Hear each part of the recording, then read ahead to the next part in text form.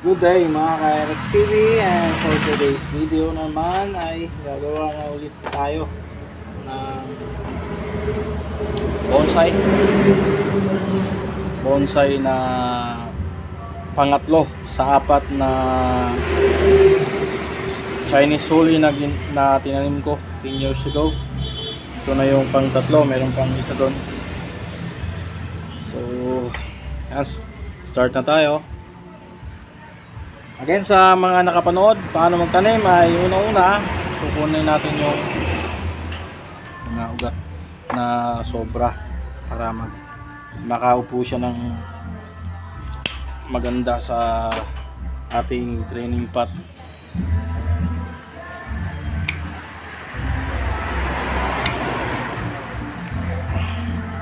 Pagkatapos nito ay atin na naman tong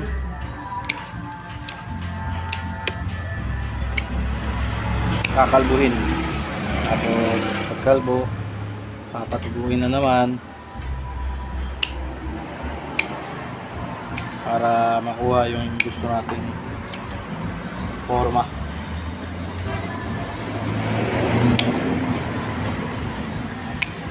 So again guys, ito ay isang Chinese holly.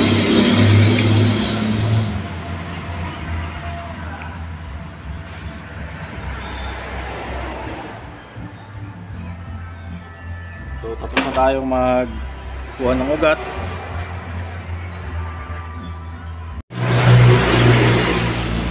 Kaya maglilipas naman tayo. Okay, magtatanim tayo ng bago nating halaman.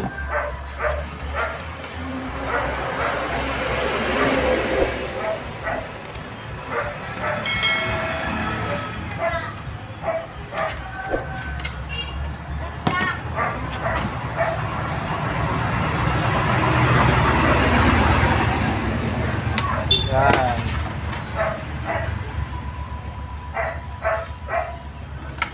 Purpose ito guys para ma-secure natin yung halaman.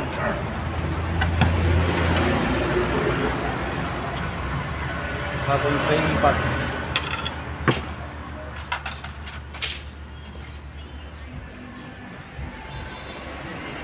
Lagay konting lupa.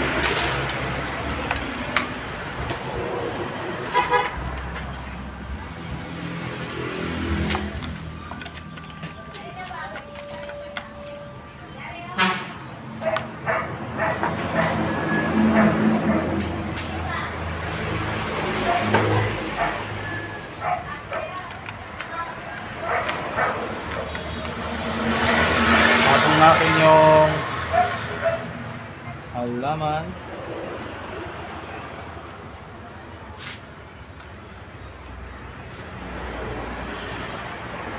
Tapos tayo ulit.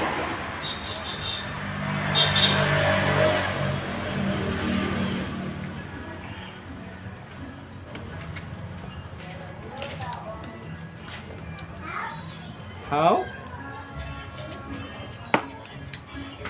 Dapat secure na secure yung ating halaman guys. Hoy!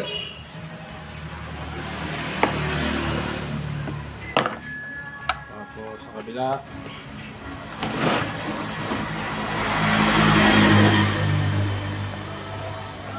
Ay, sumobra.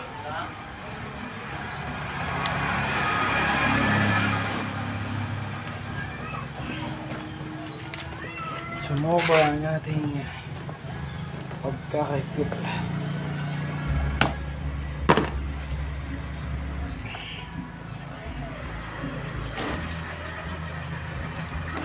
Gawin natin itong formal na multi-prank.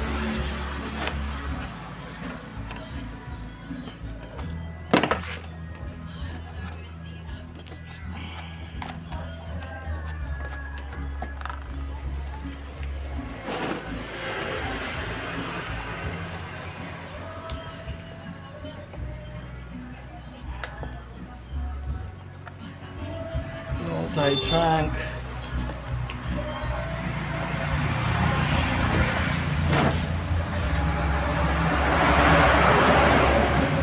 Sumobra talaga.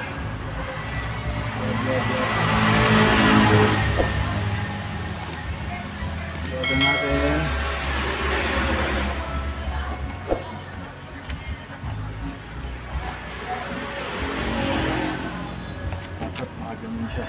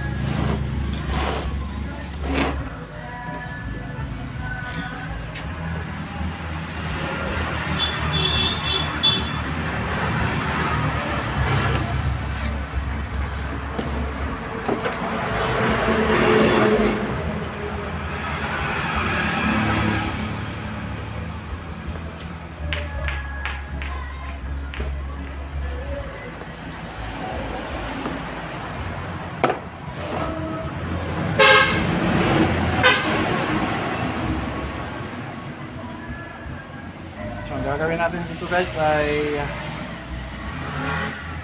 kakat back natin ito lahat hanggang isang foot. Then, hintayin natin tumubo bago tayo makapag-decide. Kapag-decide kung anong final natin gagawin sa ating ayan, secure na siya. So, magkakatlak tayo or pruning.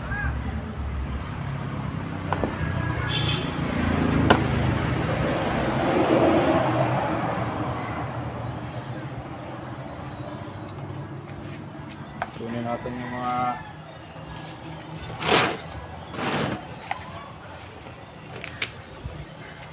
unwanted.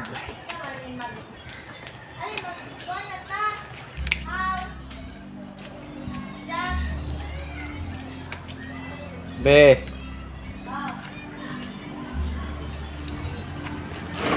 Amang short ana.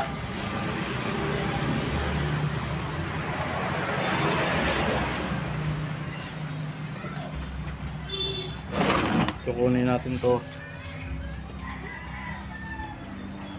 Asan to? Kuan ito, short.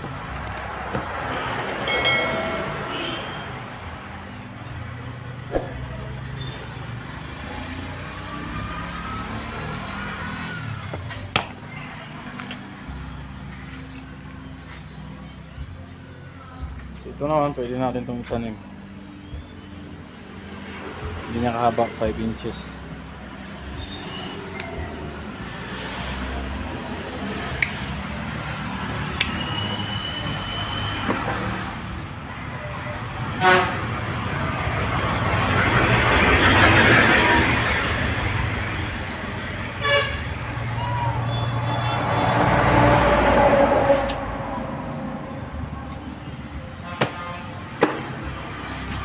Yan, so maganda guys, pag habang nagkakatba kayo, yung malalaki-laki na, pwede na gawing mami. Oh! Pwede gawing mami bonsai. Ito naman, tanim nyo lang yung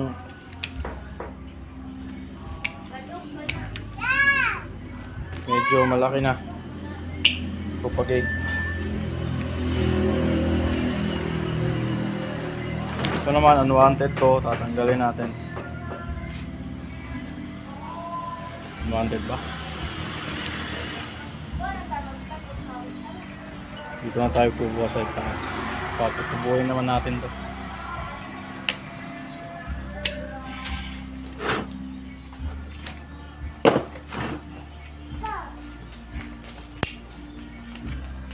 Yoy, nag-short naman ang bibi. Ay.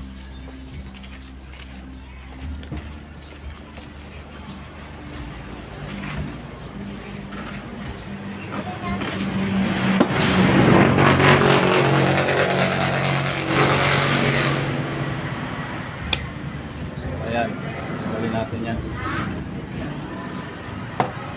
Yan muna natin.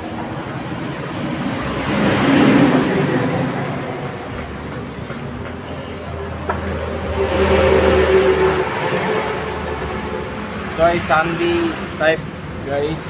Sandy soil. Mabilis ang drainage nito. May halo siyang compost. So maganda ang tubo ng tanim nito. Then cut natin yung mga unwanted.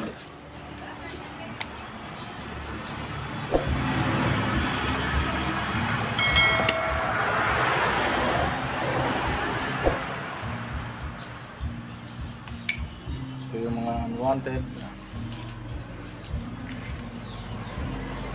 Tapos diyan na natin makikita anong wala na natin anong hindi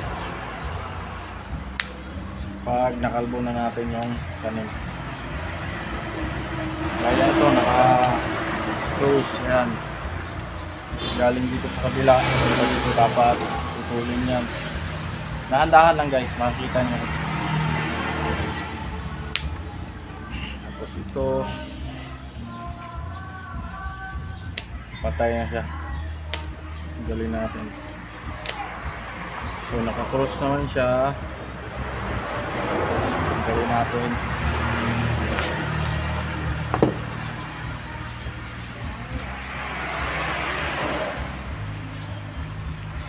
Hindi nagkuha nagpanin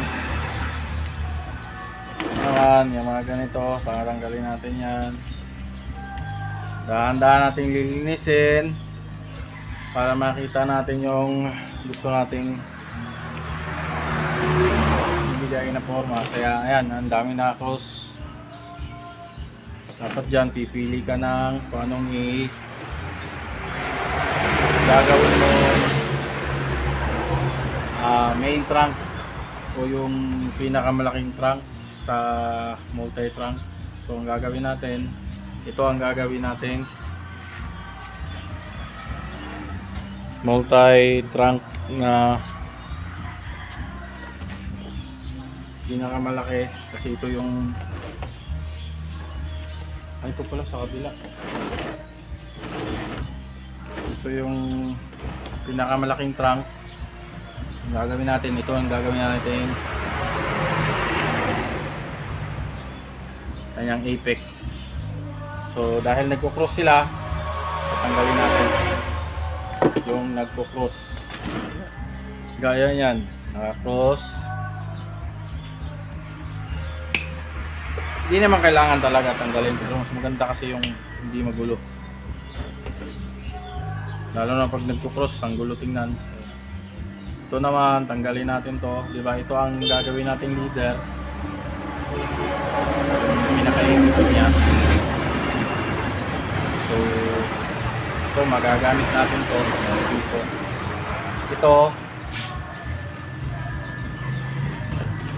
Ito hindi. So ang gagawin natin, tanggalin natin to. Basta nagko-cross guys, tanggalin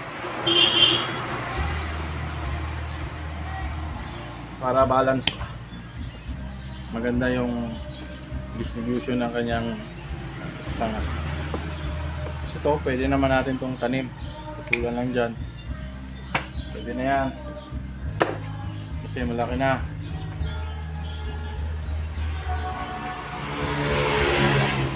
Mga cuttings, so yan, pwede rin to.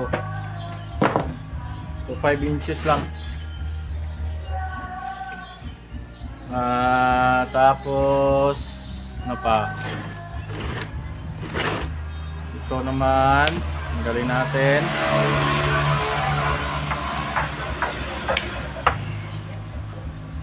Ano pa, so ito yung main, ito yung main.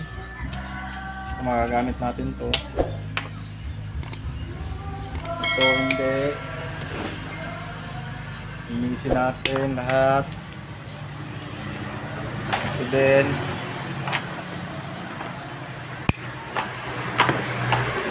Magagamit natin yan dyan, dito. Then,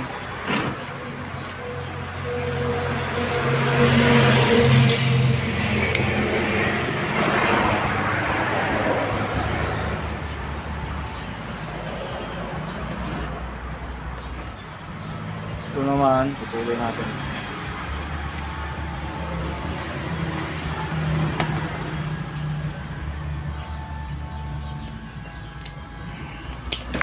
So ayan, nakita nyo, dahan-dahan siya nalilinis. Dahan-dahan natin siya. Ito, double trunk, double branch. Tingnan natin ito, bawal yan.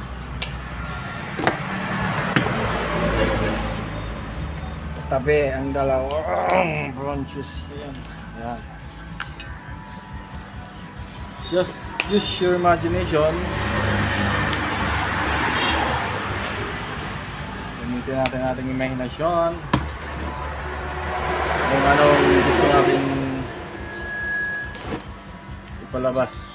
Ayan, hindi ko sinunod yung rules of bonsai, yung dapat odd kasi even to. Apat siya, dapat 3 lang. 3, 5, 7, ganyan. Pero pwede naman kahit hindi nyo sundin yung by the book. So ayan, ang gagawin natin, ito yung leader. Ngayon, tutulin natin to, or pasasayarin natin kung paano. O dito natin ito patatapusin. Dito to.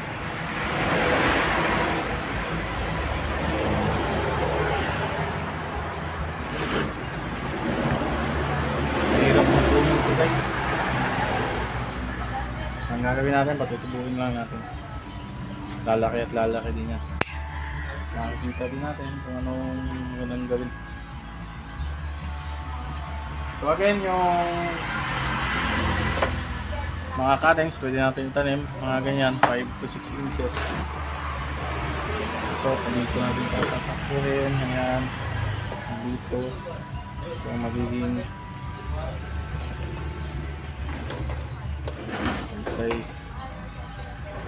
dito, pag may sanga yan, dito, sasanga to dito, sasanga dito, tapos magiging gano'n na siya.